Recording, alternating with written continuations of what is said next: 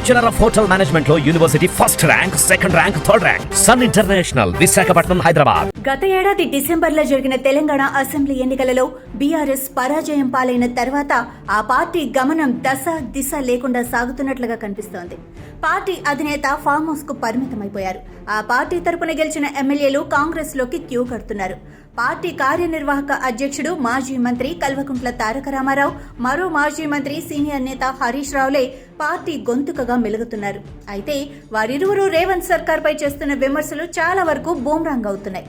ఎవరి పక్షానైతే తాము నిలబడి ప్రభుత్వాన్ని నిలదీస్తున్నామని చెబుతున్నారో ఆ రైతులే కేటీఆర్, హరీష్ల పట్ల అసంతృప్తి వ్యక్తం చేస్తున్నారు.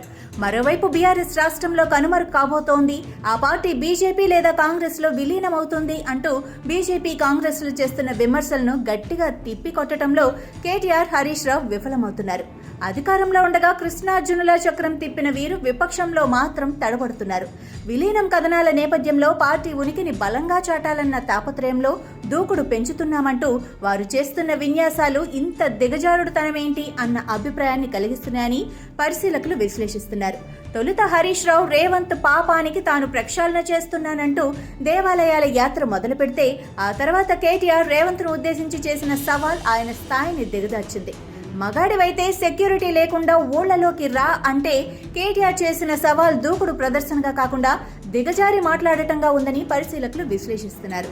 భాష విషయంలో జాగ్రత్తలు తీసుకోకుండా నోటికి వచ్చింది మాట్లాడితే ఫలితం ఎలా ఉంటుందో గత ఏడాది డిసెంబర్లో జరిగిన తెలంగాణ అసెంబ్లీ ఎన్నికల్లో, ఆ తర్వాత ఆంధ్రప్రదేశ్ అసెంబ్లీ ఎన్నికల ఫలితాలు చూపాయి.